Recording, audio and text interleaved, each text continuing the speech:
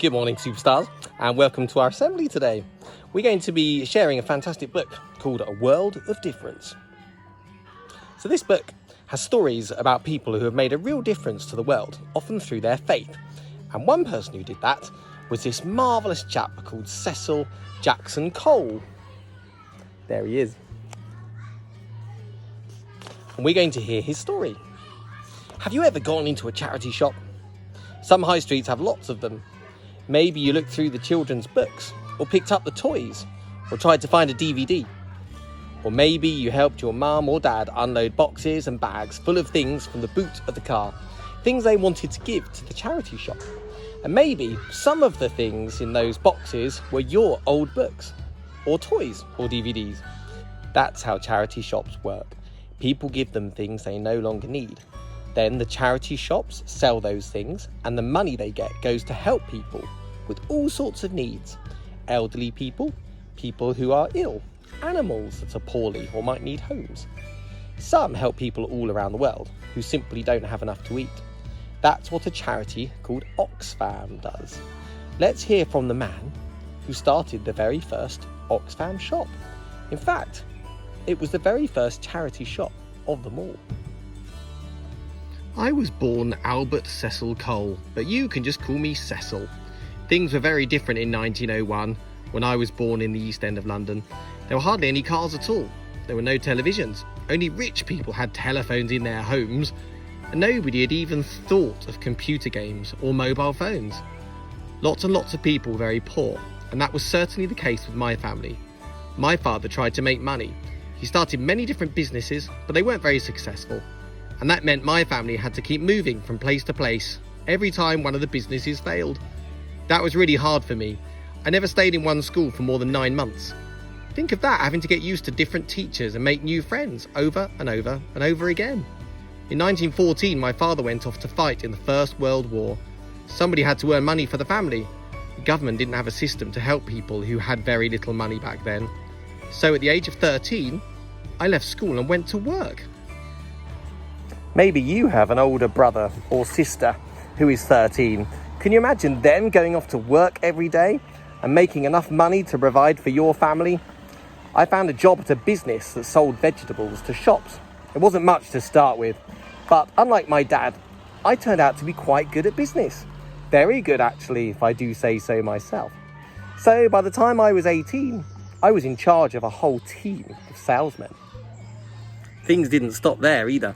My father had returned from war and was running a furniture shop. But like his other businesses, it was sadly failing. So I bought that shop and made a success of it. In 9 years' time, there were 4 more of those shops dotted about London. I was not only dedicated to running my businesses, I was dedicated to following Jesus. I was a Christian, you see. I knew that Jesus cared about helping people in need. So I decided that would be the point of my business as well. I would earn money to help others. And so, in 1932, I bought a big house and turned it into a place where soldiers who had served in the war could stay if they needed a rest. Just before the Second World War, I moved to Oxford and opened one of my shops there. Some very important men in that city got together to help people in Greece who were starving because of the war. They asked me to help, and this seemed like another good charity for me to get involved with. It was called the Oxford Committee for Greek Famine Relief. When the war was over, many of the men who ran that charity thought its work was done. But I knew there were many more people around the world who were starving, so I convinced those involved that they needed to keep going. And so the Oxford Committee for Greek Famine Relief became Oxfam, dedicated to helping hungry people everywhere. The problem as I saw it was how to raise enough money to keep the charity going. The answer I found was to do something that no one had ever tried before. To try what was successful in business, in the charity. Salespeople went from door to door trying to sell things. So why, I thought, shouldn't charities do the same, asking for donations instead? And businesses ran shops, so why shouldn't charities open shops as well? That is when the idea for the very first charity shop was born. The shop was in Oxford, of course, and in no time at all, it was earning more money for the charity than anyone ever believed was possible. And so more shops popped up all around the country. I wasn't satisfied with that though. After the war, many ordinary people could afford to buy houses. This was a new thing. and it was a good thing. But the business of buying and selling houses was quite old-fashioned and mostly aimed at rich people. So I started Andrews, one of the very first businesses designed to help ordinary people buy houses. And all the money we made went towards other charities I founded. Charities like Andrews Charitable Trust, which helps community projects, Help the Aged, which helps the aged, of course, Anchor Housing, which provides homes for elderly people, Action Aid, which was the very first charity to encourage people to sponsor individual children around the world. And there's the Christian Book Promotion Trust, which is very important to me. Learning about Jesus has made all the difference in my life, and I want other people to have that chance as well. So the Christian Book Promotion Trust made Christian books available to schools and libraries. Today, the Christian Book Promotion Trust is known as Speaking Volumes, and this very book is one of their projects. Have you enjoyed reading it? You might ask, did Cecil get a big award for all he did? A knighthood or some other honour? Not at all. He didn't really want that sort of thing. He lived a very quiet life.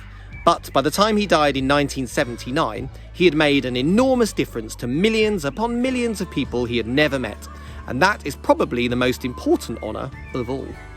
So the next time you go into a charity shop, ask someone in your family if they've ever heard of Cecil Jackson Cole. It's likely they won't have. But then you can tell them his story. The story of a man who started those charity shops and who really did make a world of difference. Now, some of you are learning about legacy. I think the legacy of Cecil is amazing. So you might be wondering what difference you can make. What sort of legacy can we all make by doing something for charity? And I'm sure you spotted this big green box. This is our new clothing bank. So this box was delivered at 7:30 in the morning on Thursday from a wonderful company based in Hampshire in a city called Portsmouth. And the lovely people who set up Astra Recycling are just like Cecil. They want to make a difference. So what they'll do is they'll take our donations whenever we want to leave them in this clothing bank of clothes, towels, sheets, blankets, curtains and shoes, but not dirty rags, carpets, rugs, glass, metal, paper or rubbish. No duvets, no pillows, no cushions. But all of these brilliant things, and they will take that away and sell it to make money for charities around the world. So anytime you want to make a difference and you want to clear out something at home, put in your old t-shirt or something else you don't need anymore, and then pull up the lever, bye-bye t-shirt, hello charity. So our new clothing bank is going to be our friend. Now, every friend needs a name, so we've got a challenge.